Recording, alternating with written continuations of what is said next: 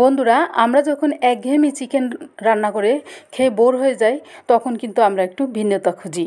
আর এই ভিন্নতার জন্য আপনাদের জন্য নিয়ে আসলাম নতুন স্বাদের নতুন আঙ্গিকের রেসিপি, পাকিস্তানের আচারি চিকেন। আসসালামু আলাইকুম বন্ধুরা, চলুন তাহলে দেখা যাক আমার আজকের রেসিপি। তো এই রেসিপির জন্য আমার একটা ভিন্ন মশলা তৈরি করতে হবে। তার জন্য আমি জারের ভিতর নিয়ে নিলাম 2-3টা শুকনো মরিচ, 1 চা চামচ কালিজিরা, 1 চা চামচ মরিচের গুঁড়া, 1 চা চামচ ভাজা জিরার গুঁড়া, 1 চা চামচ হলুদের গুঁড়া।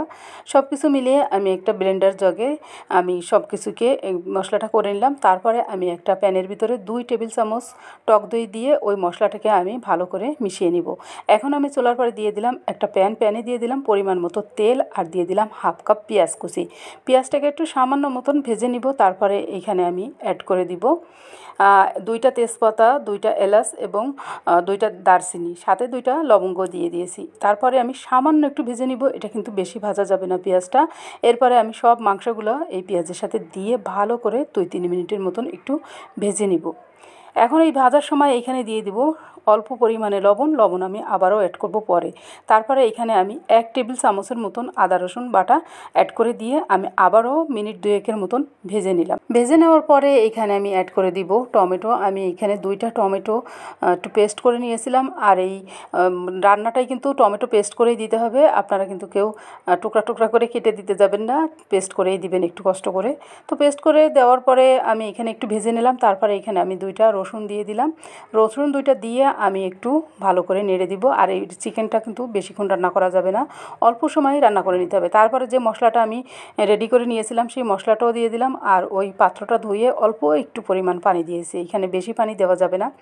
আমার একটু বেরেস্তা ছিল, তো বেরেস্তাটা এখানে দিয়ে দিলাম। আপনারা ইচ্ছা করলে বেরেস্তা দিতেও পারেন, নাও দিতে পারেন, কোনো সমস্যা নেই। তারপরে আমি ঢাকনা দিয়ে ঢেকে প্রায় 10 মিনিটের মতো রান্না করে নিব।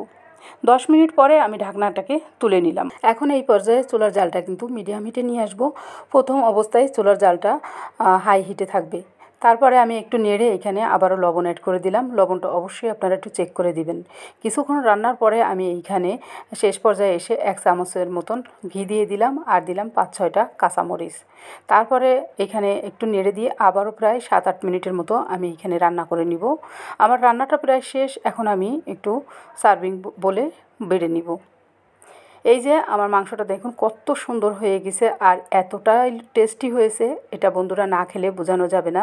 বন্ধুরা, এই যে আমি বেড়ে নিয়েছি, দেখুন যে কতটা লোভনীয় হয়েছে, কালারটা অসম্ভব হয়েছে, আর স্বাদের কি বলবো। আপনারা একবার হলেও ট্রাই করে দেখবেন। আপনাদের স্বাদের ভিন্নতা আনার জন্য একটু ভিন্ন আঙ্গিকের এই রেসিপিটা করে নেবেন। তো এখন আমি একটু খেয়ে নিব। এই যে প্লেটে ভাত নিয়ে নিলাম। তারপরে আমি এখন এইখানে নিয়ে নিব আমার এই আচারি চিকেনটা। আচারি বিফ তো অনেকেই খেয়েছেন, আপনারা অবশ্যই একবার হলেও এই আচারি চিকেনটা ট্রাই করবেন। একবারে স্বাদের ভিন্নতা এনে দিবে আপনার খাবারে। যাই হোক, খেতে খেতে আমি এখন চলে যাচ্ছি বন্ধুরা। যদি আমার ভিডিওটি দেখে আপনাদের ভালো লেগে থাকে তাহলে একটা লাইক, কমেন্ট, শেয়ার করে অন্য বন্ধুদের দেখার সুযোগ করে দিবেন। আর আমার রেসিপিটি কেমন হয়েছে অবশ্যই কমেন্ট বক্সে জানিয়ে যাবেন। বন্ধুরা, আপনারা সুস্থ থাকবেন, ভালো থাকবেন। আজকের মতো বিদায় নিচ্ছি। আল্লাহ হাফেজ।